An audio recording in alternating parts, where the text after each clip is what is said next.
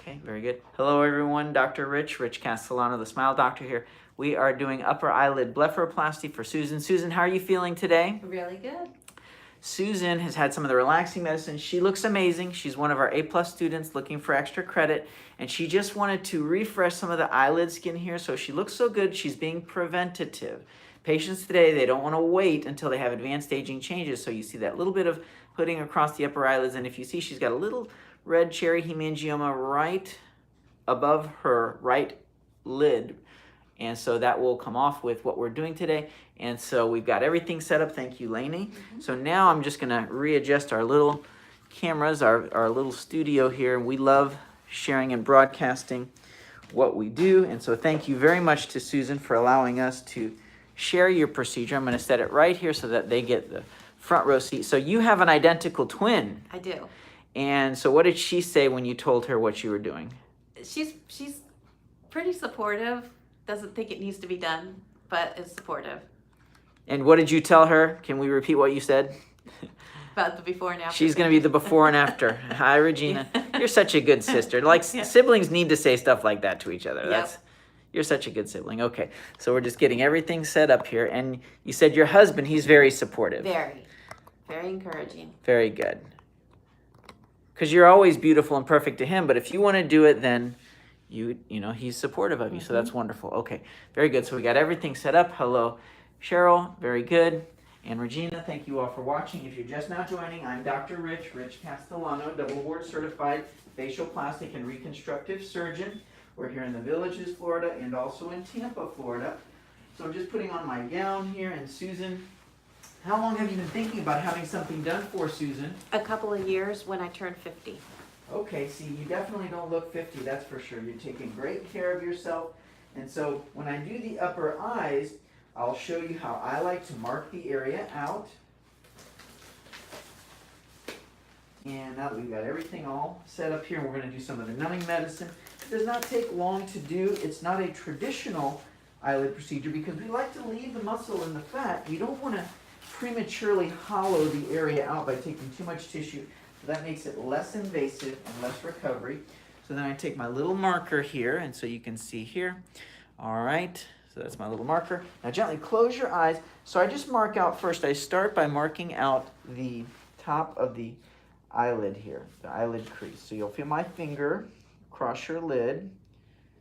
Thank you all for watching, and thank you for sharing. Please let your friends know you're watching a live surgery, because if you tell them you're watching and then you didn't share, they're going to get upset with you. So now, once I mark that the lower portion of the incision, so here's the ruler.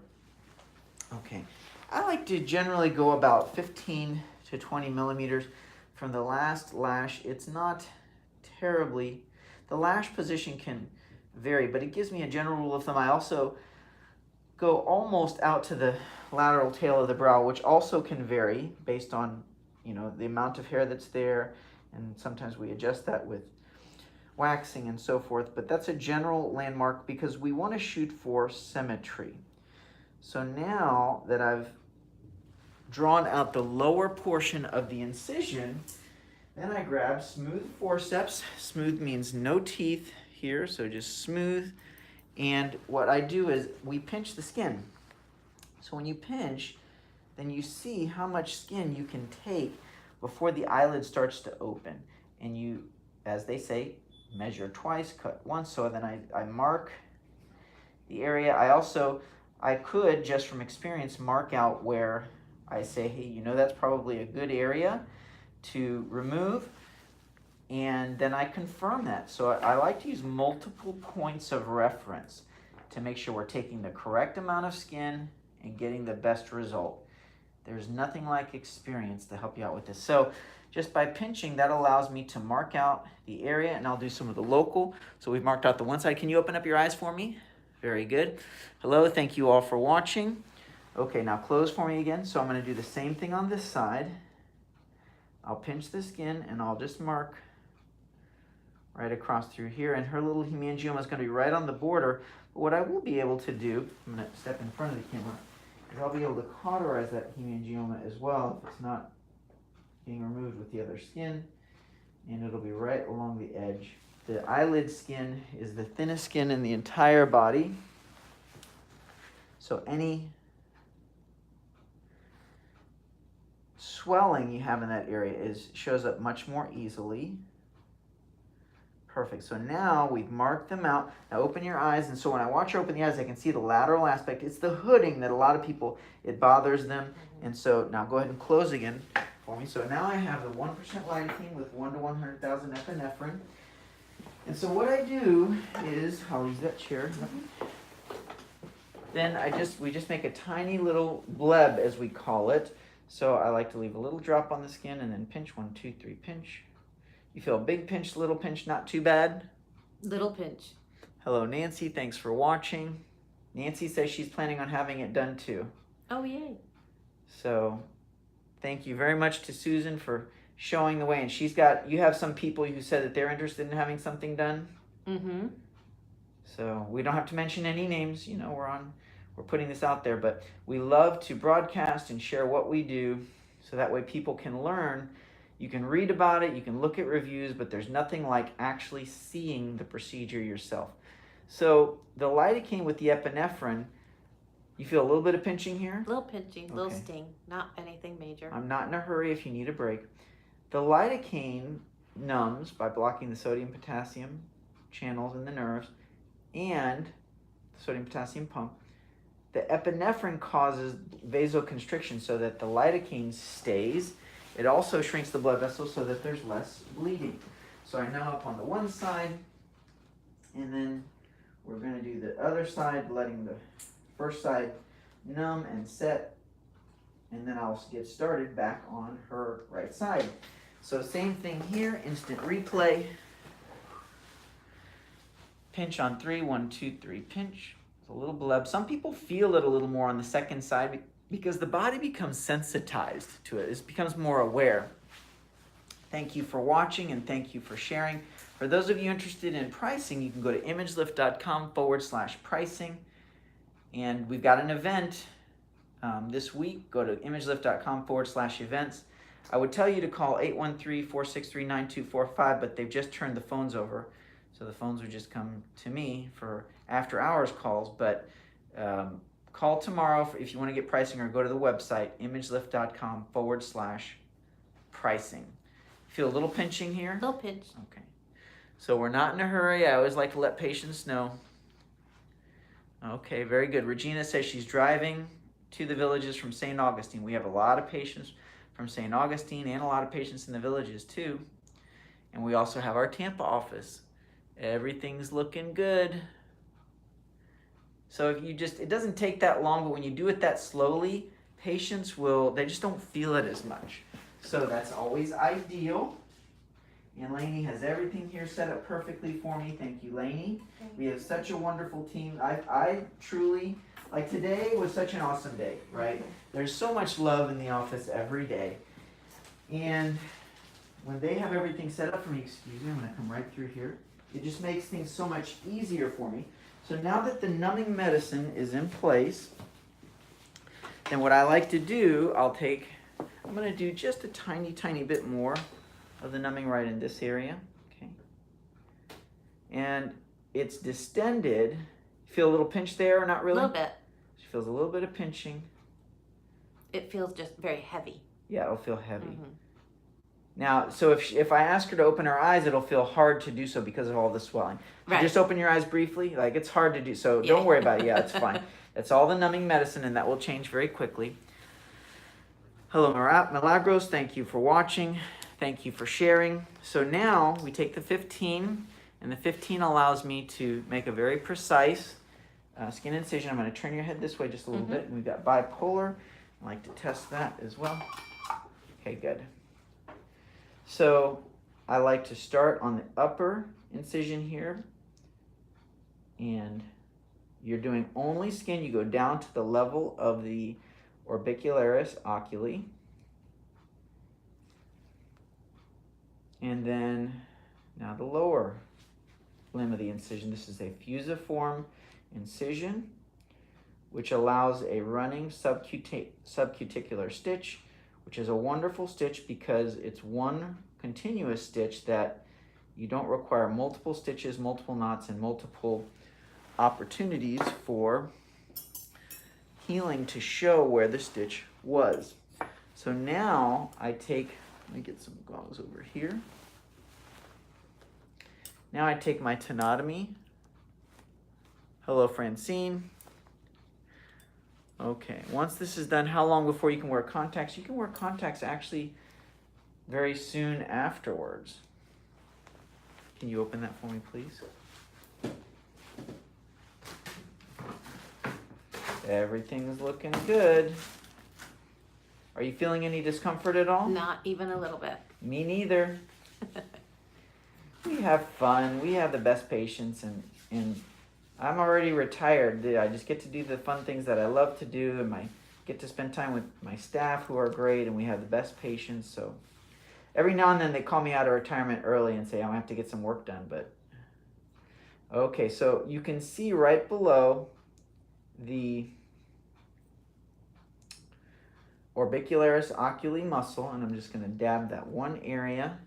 Not dab like what my kids are always doing, but dab as in what us old timers used to say what dab means. So that's the excess skin that we trim that area there. Looks like we have some French comments. I'm not, I intend to French something first. Well, I don't know. We need some translation. Okay, so now we've removed the skin. I'm going to do a little bit of the cautery. So it's a bipolar cautery, electrical cautery. Thank you all for watching. Thank you for sharing. So I just hold her lid down like this, and if you feel any pinching, you let me know. So I just look for the little blood vessels and just painting with the cautery. How are you feeling, Susan? Very good. Everything's looking great. I've had dental appointments that are more painful. Yeah, we're definitely, a lot of patients say we're easier than the dentist's office. Everything's looking good. Okay, so you'll feel me pulling on your eyelid here. Okay. And it doesn't take a lot. You just cauterize just in the right places. And if Susan feels a little pinch, then I'll do a little bit more numbing.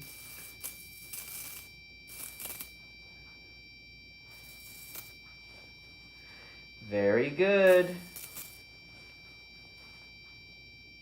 And I can see the little blood vessels here, so we just cauterize them directly. Now for something like this, I don't have to use the operative light, because the operative light, it certainly is, it can be helpful, but I don't need it here. And the operative light is so bright, the patients will really wince and just, oh, that's a bright light. And so I can see everything I need to see. Feel a little bit of a pinch Just there? a little bit. No, it's So not she feels painful a though. tiny, tiny pinch. So I'll do a tiny, tiny bit of numbing medicine. A little pinch here. Feel a little pinching there? Just a little. So just some of the numbing. We have plenty of lidocaine, and boy, does it work great. Go ahead and open up your eyes for me. Feel how it's a little easier to open A little now. easier. Yeah, and with the lidocaine, if the lidocaine actually gets into the eye, it doesn't harm a thing. Oh. It does feel like it's a little burny with the lidocaine, but that goes away within seconds. But it is okay to get lidocaine in the eye for the students and physicians that are watching, but you want to avoid that for patient comfort if you can. Now I'm going to turn your head just a little bit this way. That's perfect. Okay, so I'll go back over to this side, just looking. It looks really good. So minimal cautery, because you want to make sure that there is less recovery, as little recovery as possible, and a tiny bit of drainage is okay. So now I do a running 5-0 Prolene suture. This is a subcuticular stitch. And when I'm doing this stitch, I grab the skin and I start from external to internal into the wound through the thickness of the dermis. Then I go back a little bit more nasally and grab some of the tissue. This is for the physicians and students that are watching. And then I just keep that same pattern where I grab a little bit of the tissue, and then you'll go backwards each time. I'll do a little blotting here. Perfect.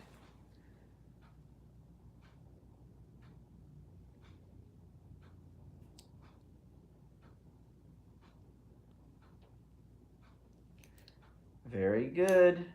And the stitch itself can provide a little bit of hemostasis because the tension, the pressure on the skin allows some of that bleeding to hold a little pressure on it.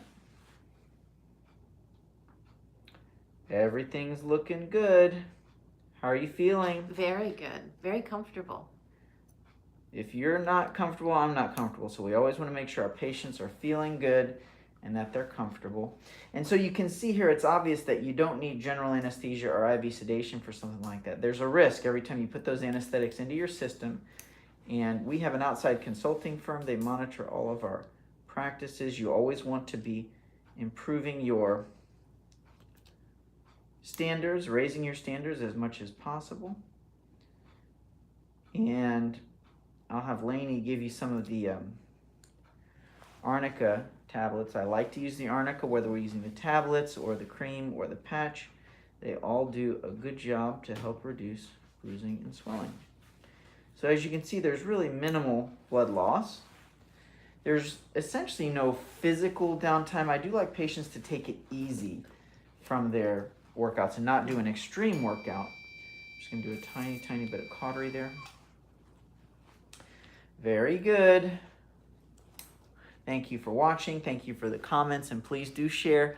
Let your friends know you're watching live surgery. This is the future. We used to have to go to the university and look over the attending shoulder to see these types of procedures. Now, because of the global broadcasting studio in our back pocket, our iPhone, we have, through our AT&T and Verizon plan, we have access to people from all over the world. And I have students and doctors that reach out to me from across the world asking about what we do. If you're a physician or a student, make sure you come to our Practice Profitability MD seminar. It's going to be at the Tampa Convention Center, October 18, 19, 20. And we have had wonderful events before. You get the CE/CME credit for that. Almost done with this stitch. Now, I always tell patients you don't want to taste the chocolate cake before it's done baking, because you'll see a little swelling. You'll see some improvement right away, but there is definitely some swelling. This is not the final result, but I can see we get a wonderful closure here. And I'm putting the last little stitches in. Perfect.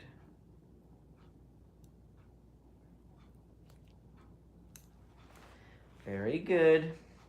And so even when there's a little bit of drainage, you can see when you put that last little stitch, the drainage is kind of, their pressure is in place to minimize the drainage.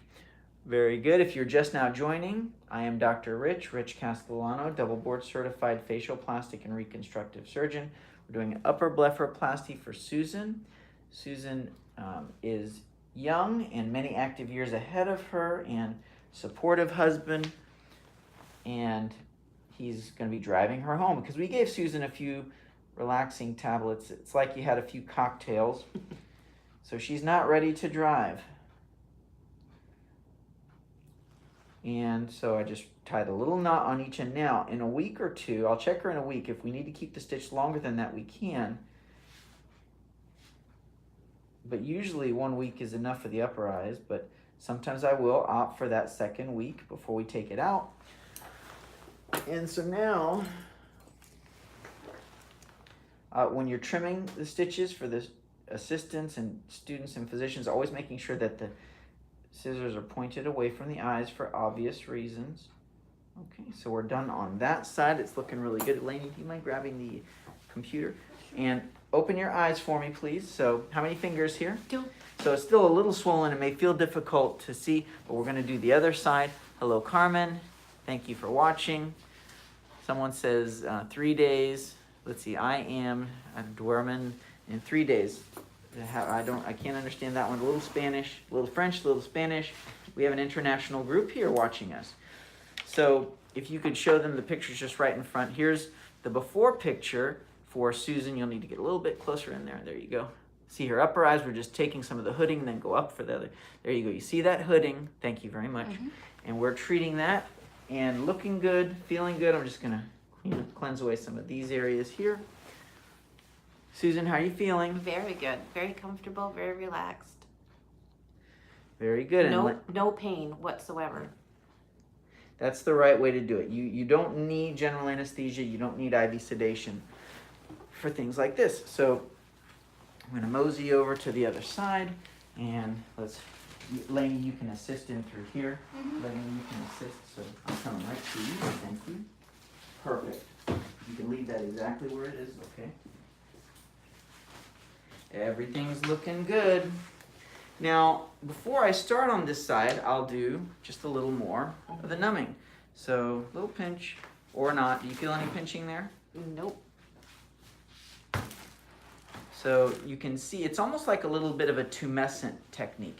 And if you don't know what tumescent means, that just means you're putting so much fluid that it fills up. That's a common term used for tumescent liposuction, using enough of the local anesthetic that it plumps the area and distends it some. And that can make it easier for surgical procedures. Perfect. Now let me just adjust this here so we have, just so you get an idea of what we've done. This is her upper eyelid skin that we've removed, and it is roughly a little more than 5 centimeters and in length, and we're about almost 10 millimeters in height there. Okay, looking good. Perfect. Thank you all for watching. Thank you for sharing. So now the 15 again, and then make the incision through here.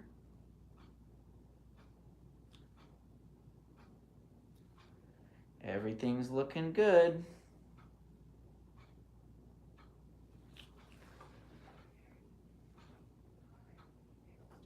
Perfect. Take away just enough, but not too much. And if you'll notice, everyone's eyelids, we will usually have one eyebrow that sits a little higher than the other. And the eyebrow that sits a little lower is usually the one that is, you want to check and see if that's her ride? Yes. The one that's a little lower is usually the one that has more eyelid skin. You can come right back. Thanks, Lainey. So now I'm using the tenotomies to remove that little bit of skin, staying on top of the orbicularis oculi. That's the eye muscle that squinches down the eye. It's a purse string muscle action that closes your eye. And it's also one of the muscles that we weaken with the Botox Dysport Xeomin when you want to get a reduction of wrinkles in the crow's feet. Okay, perfect. So I'm just laying this out so you can see this as well. So again, about 5 millimeters. There's both of the eyelid skin that we remove, and everything is looking good. So I'll do a little bipolar cautery, and just gonna take a little look on this side over here. Yeah, that's perfect. So now,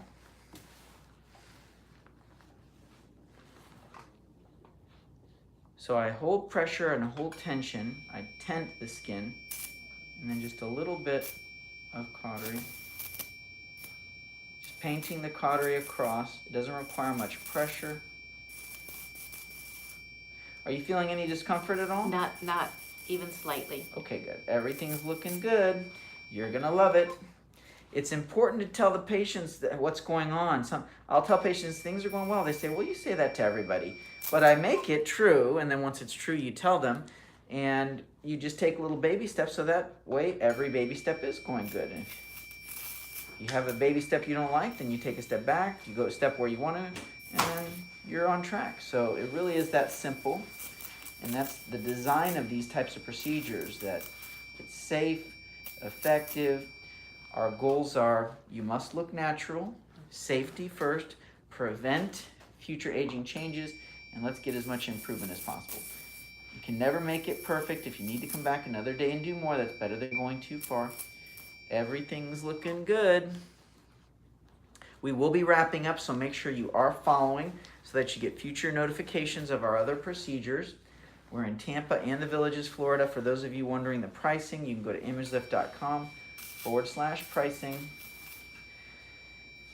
And our events, we have an event this week, imagelift.com/events. Look us up.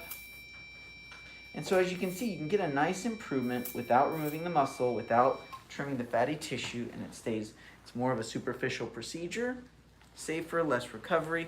So now, hi Karen, good to see you.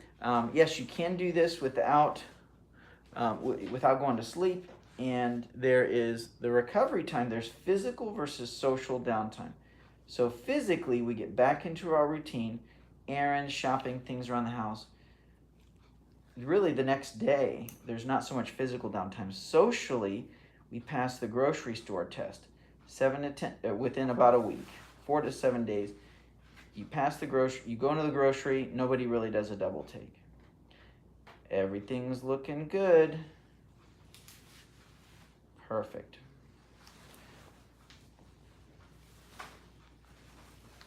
Now we monitor heart rate, we monitor blood pressure, we monitor oxygenation, but more importantly, we monitor the patient. I ask, if I say, Susan, how are you feeling?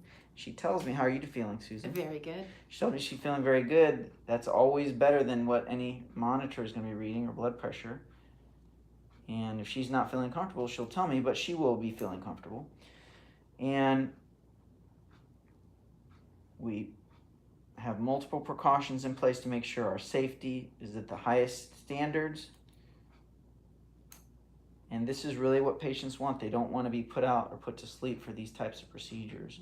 They want to be comfortable. They don't want to go to the hospital where people are sick.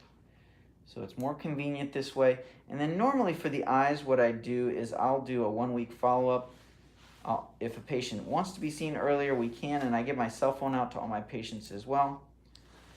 And so I just love this stitch because you see things closing right up.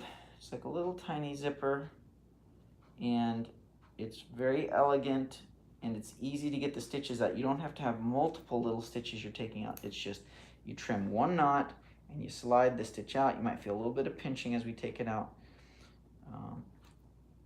And like I said, I will have some people leave their stitches for a couple of weeks. Very good. Thank you for watching. Oh yeah, we're at imagelift.com/pricing. Thank you for checking that out, Karen. And give us a call tomorrow. The office is technically closed. The phones are closed. 813-463-9245. Everything's looking good. Now, the only homework for Susan tonight is she has to stay shiny. That's one. So stay shiny. Moist wounds heal the best. Stay shiny, number one. Plenty of fluids.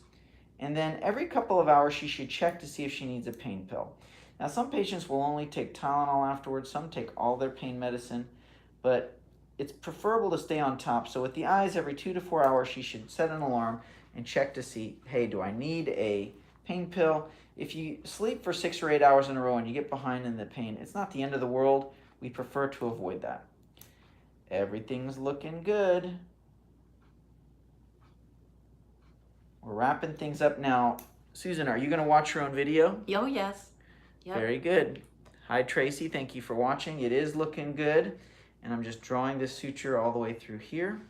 So not only is it educational for other people to learn, and thank you for your comments and questions, but Susan's also going to watch her own procedures, so that's fun. We like to have fun, and it's really about education because 20, 30 years ago, you didn't really have this opportunity to have your procedure broadcast, all across the country or even internationally. And not only that, have interaction, questions. It's amazing. I mean, the future is here. And I love the technology, and I love that we can share our procedural technology of what has worked best for our patients. There's always new tricks and techniques coming out, but just because there's new things doesn't mean that they all work. So if you're confused about your options, you need a consultation so that you can find what is right for you. Happy to talk with you. Send us your pictures, give us a call, and look forward to talking to you soon. So this last little stitch, I just exit through the skin, and then I draw the stitch through, and you can see the whole stitch pulls. So now we just tighten things up, and it just really looks Wonderful, we're right on track. And just do a little cleansing here. And if from the eyes, if you get a little bit of seepage, that's okay. It will go away. And so I grab the stitch here and little circle, pinch, and then tie a little knot. Do a double knot.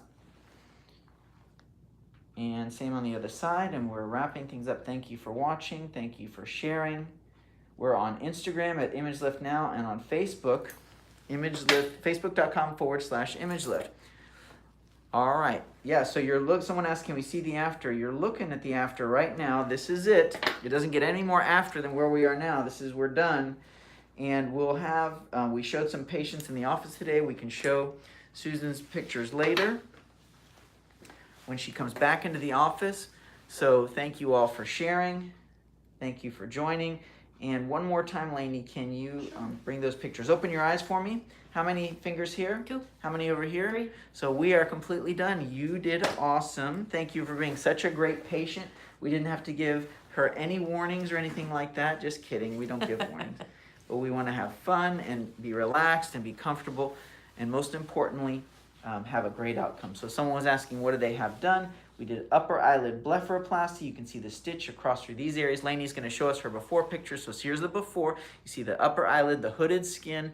It's subtle. It's not a lot, but patients today, they don't want to wait until they have advanced aging changes. So we'll also get some of the Arnica montana and make sure that Susan can minimize her bruising that way and keep with the icing and stay shiny. So thank you all for watching. We'll have more videos coming soon. We'll see you in the next video.